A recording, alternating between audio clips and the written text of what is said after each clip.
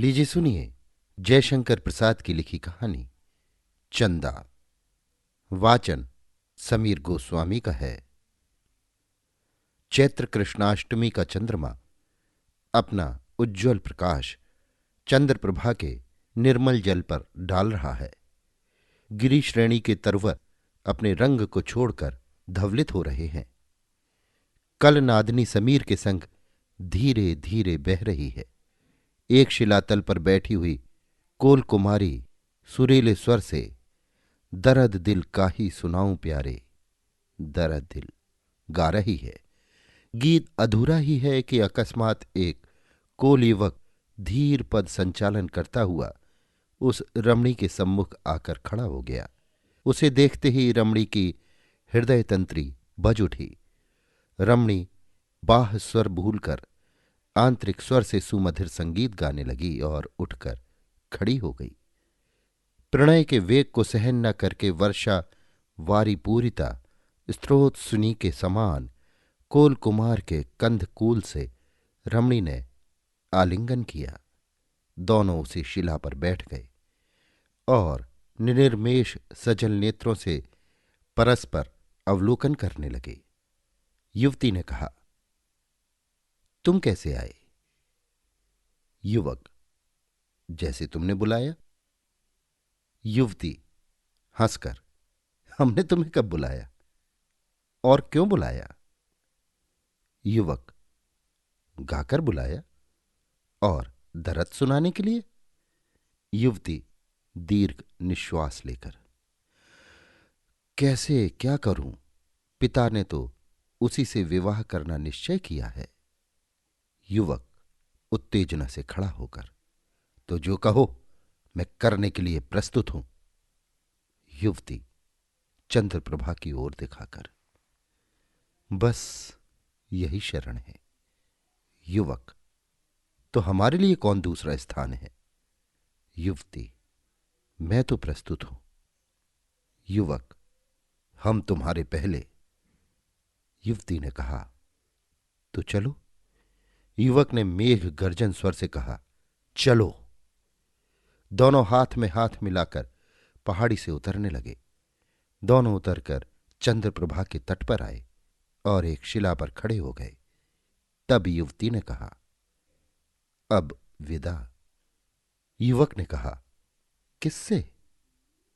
मैं तो तुम्हारे साथ जब तक सृष्टि रहेगी तब तक रहूंगा। इतने ही में शाल वृक्ष के नीचे एक छाया दिखाई पड़ी और वो इन्हीं दोनों की ओर आती हुई दिखाई देने लगी। दोनों ने चकित होकर देखा कि एक कोल खड़ा है। उसने गंभीर स्वर से युवती से पूछा, चंदा, तू यहां क्यों आई? युवती, तुम पूछने वाले कौन हो? आगंतुक युवक, मैं तुम्हारा भावी पति रामू हूं। युवती, मैं तुमसे ब्याह न करूंगी। आगंतुक युवक, फिर किससे तुम्हारा ब्याह होगा? युवती ने पहले आए हुए युवक की ओर इंगित करके कहा, इन्हीं से। आगंतुक युवक से अब न सहा गया। घूमकर पूछा, क्यों हीरा, तुम ब्याह करोगे? हीरा, तो इसमें तुम्हारा क्या तात्पर्य है? रामू, तुम्हें इससे अलग हो जाना चाहिए।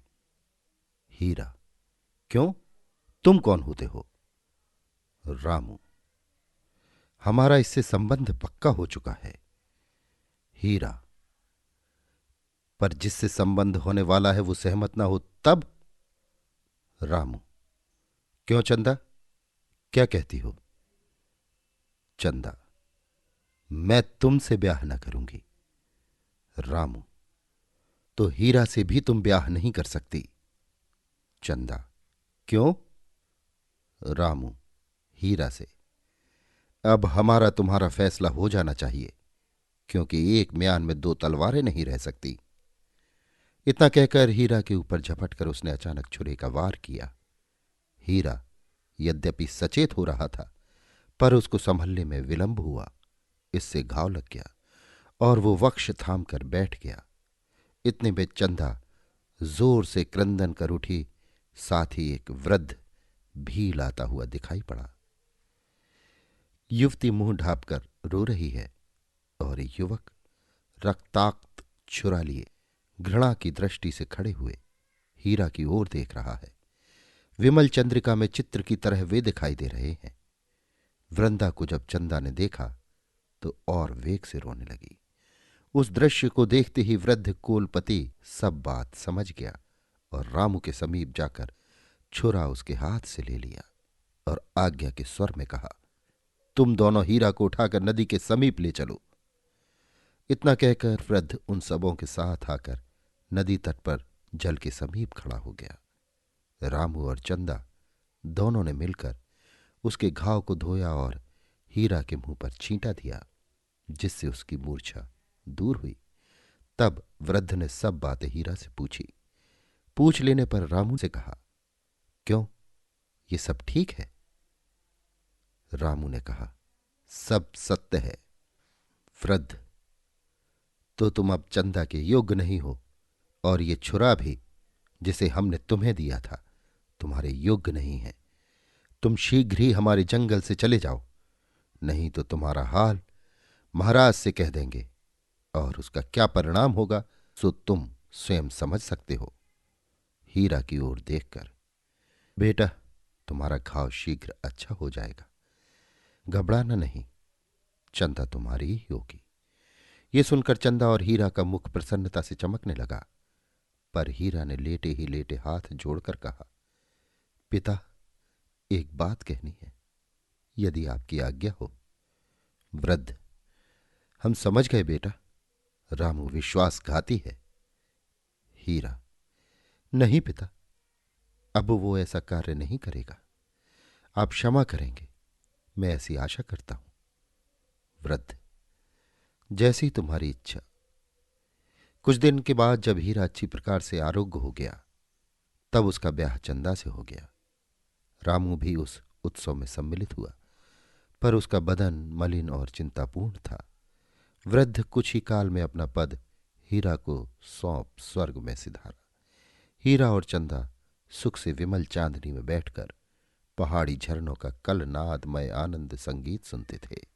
अंशुमाली अपनी तीक्ष्ण किरणों से वन्य देश को परितापित कर रहे हैं। मृग सिंह एक स्थान पर बैठकर छाया सुख में अपने बैर भाव को भूलकर ऊँघ रहे हैं। चंद्रप्रभा के तट पर पहाड़ी की एक गुहा में, जहां की छतनार पेड़ों की छाया उष्ण वायु को भी शीतल कर देती है, हीरा और चंदा बैठे हैं। हृदय के अनंत विकास से उनका मुख प्रफुल्लित दिखाई पड़ता है।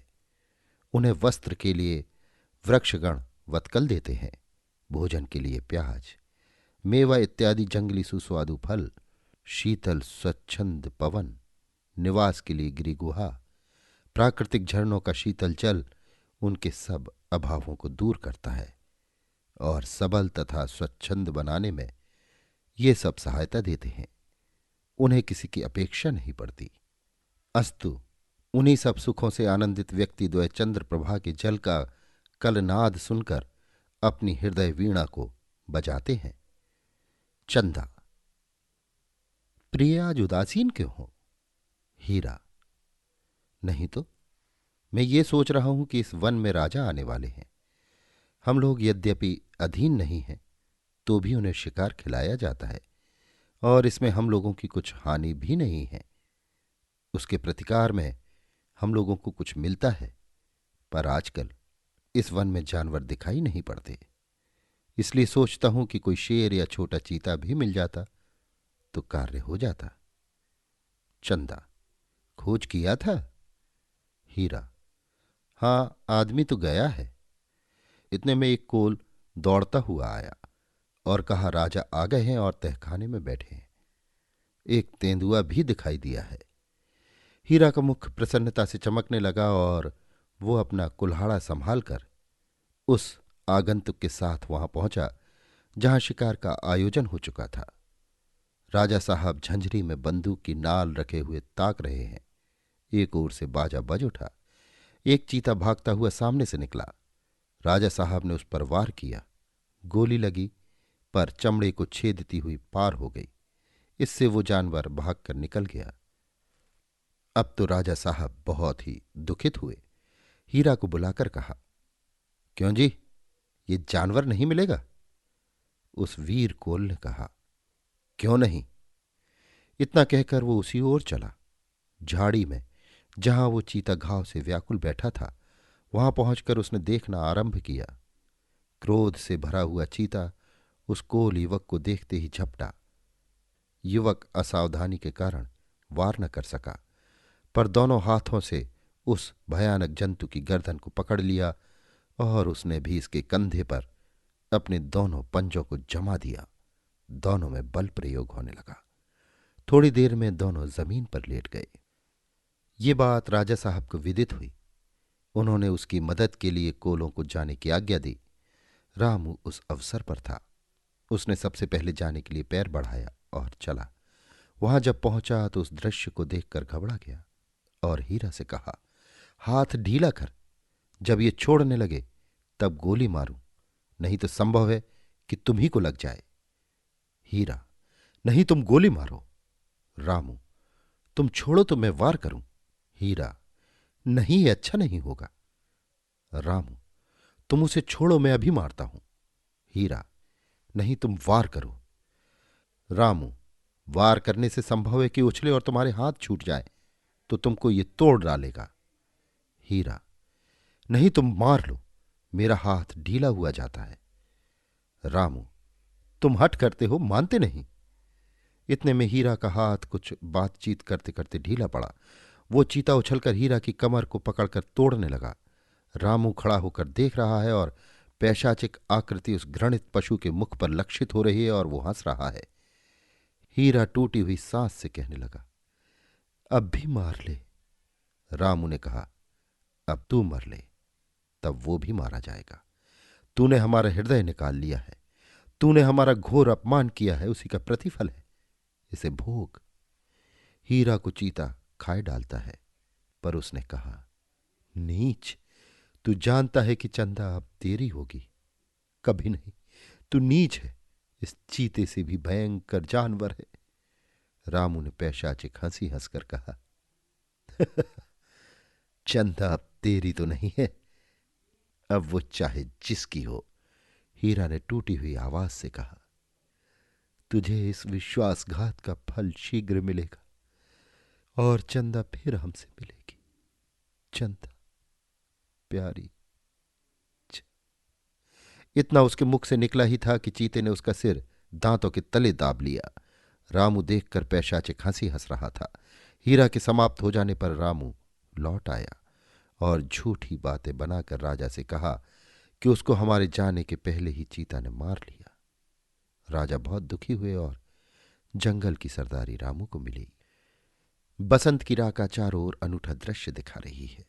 चंद्रमा नामालूम किस लक्ष्य की ओर दौड़ा चला जा रहा है, कुछ पूछने से भी नहीं बताता।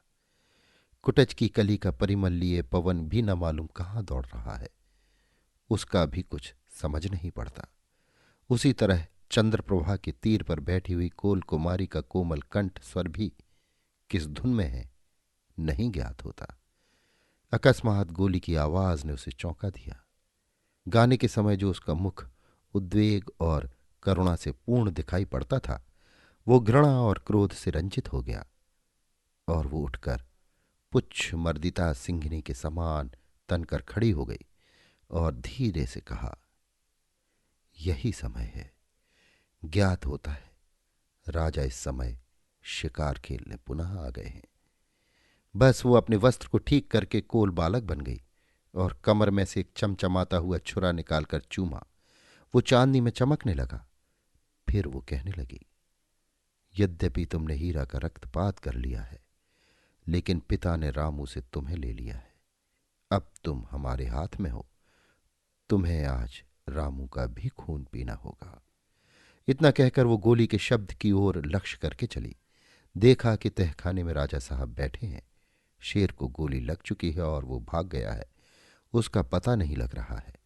रामू सरदार है, अतः उसको खोजने के लिए आज्ञा हुई। वो शीघ्र ही सन्नद्ध हुआ। राजा ने कहा, कोई साथी लेते जाओ। पहले तो उसने अस्वीकार किया, पर जब एक कोल युवक स्वयं साथ चलने को तैयार हुआ तो वो नहीं भी न कर सका और सीधे जिधर शेर गया था उसी ओर चला। कोल बालक भी उसके पीछे है। वहां घाव से व्याकुल शेर चिंघाड़ रहा है। इसने जाते ही ललकारा। उसने तत्काल ही निकलकर वार किया। रामू कम साहसी नहीं था। उसने उसके खुले मुंह में निर्भीक होकर बंदूक की नाल डाल दी, पर उसके जरा सा मुंह घुमा लेने से गोली चमड़ा छेद कर पार निकल गई और शेर ने क्रुद्ध होकर दांत से बंदूक की नाल दबा ली। अब दोनों एक दूसरे को ढकेलने लगे, पर कोल बालक चुपचाप खड़ा है। रामू ने कहा, मार, अब देखता क्या है। युवक, तुम इससे बहुत अच्छी तरह लड़ रहे हो। रामू, मारता क्यों नहीं। युवक, इसी तरह शायद हीरा से भी लड़ाई हुई थी। क्या तुम नहीं लड़ सकते। रामू, कौन, चंदा, तुम हो। आह, शीघ्र ही मारो, नहीं तो अब ये सबल हो रहा है। चंदा ने कहा, हां लो, मैं मारती हूं। इसी छुरे से हमारे सामने तुमने हीरा को मारा था। ये वही छुरा है। ये तुझे दुख से निश्चय ही छुड़ावेगा। इतना कहकर चंदा ने रामू की बगल में छुरा उतार दिया। वो छटपटाया। इतने ही में शेर को मौका मिला। वो भी रामू पर टूट पड़ा और उसका इति कर आप भी वहीं गिर पड़ा। चंदा ने अपना छुरा निकाल लिया और उसको चांदनी में रंगा हुआ देखने लगी। फिर खिलखिलाकर हंसी और कहा, दर्द दिल का ही सुनाऊं प्यारे। फिर हंसकर कहा, हीरा, तुम देखते होगे, पर अब तो ये छुरा ही दिल की दाह सुनेगा। इतना कहकर अपनी छाती में उसे भोंक लिया और उसी जगह गिर गई और कहने लगी, हीरा, हम तुमसे तुमसे मिले, तुमसे मिले ही। चंद्रमा अपने मंद प्रकाश में ये सब देख रहा था। अभी आप सुन रहे थे जयशंकर प्रसाद की लिखी कहानी चंदा।